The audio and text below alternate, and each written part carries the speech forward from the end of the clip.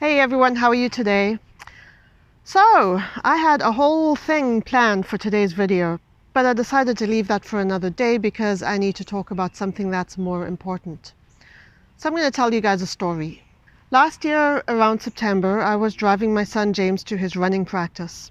We were almost there. We were maybe 200 meters from the track when I got pulled over for speeding. Apparently, I was going at 75 in a 50 zone. Oops. But it was fine. I gave the police officer my driver's license. He gave me my ticket. I was polite to him. He was polite to me. It was all very civilized. The whole interaction took 10 minutes at the most. When I picked James up from running, he told me that the father of one of his running friends had also gotten pulled over by the same cop right after I did. Fast forward 6 months, I was in traffic court to get the fine reduced, mostly because I didn't want points on my license. I got there early, and as I was waiting to go in, I ran into James's friend's father, who had also gotten a ticket on the same day. For the sake of this story, I will call him Dave. So Dave and I worked out that he must have been the very next person pulled over after me. And Dave said, "Wow, that police officer was such an asshole, wasn't he?" And I was like, "Really? I thought he was nice." And Dave said, "No, he was awful. He kept yelling at me, and, he was walking around the car looking in through the windows like he was trying to find something wrong. He was rude. He kept me waiting for about half an hour before he'd give me the ticket, and the whole time he was treating me like a criminal." Luckily, the track was close enough that Dave's son could just walk there when he got pulled over. Otherwise, he would have missed half of the practice. Anyway, listening to Dave describe this was bizarre. We were pulled over by the same cop, but we weren't pulled over by the same cop, if you know what I mean. We had such different experiences with the same person at almost the same time of the day for the same offense. If you've listened this far, you've probably guessed by now that while I am white, Dave is not.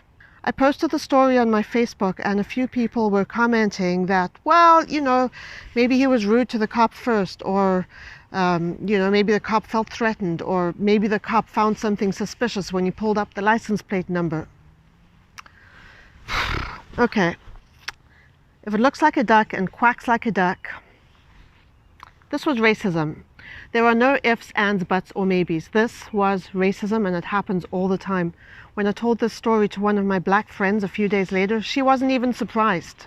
Racism is a social evil that costs innocent lives every single day. And part of the problem is that white people tend to think of it exclusively as a black people's problem. And it is a black people's problem in the sense that black people are the ones who have been systematically oppressed for centuries. But in order for us to make any gains when it comes to combating racism, it's white people who have to change the way they're thinking, speaking, and acting.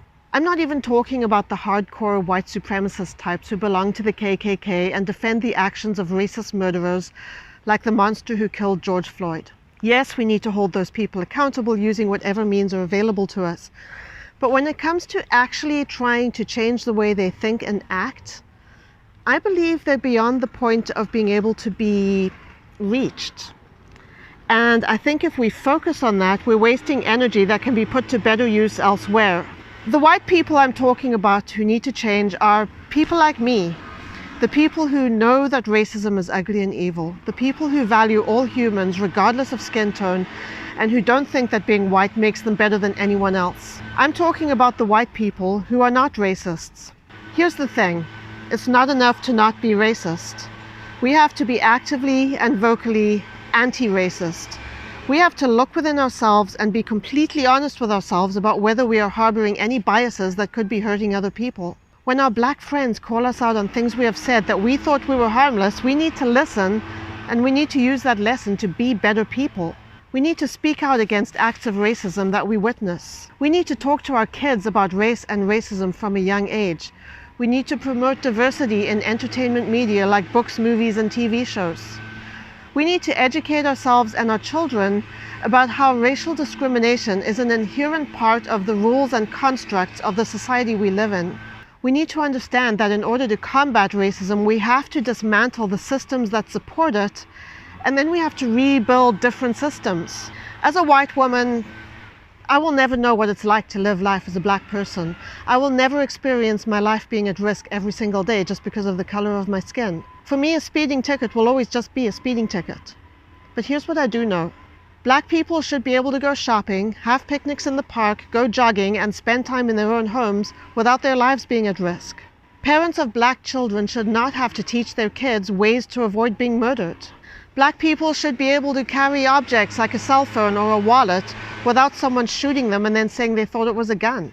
The phrase Black Lives Matter should be spoken without hesitation, without reservation, and without modification. Black Lives Matter, period. Be good to each other, you guys. Seriously, be good to each other. Peace out. I'll see you next time. Bye.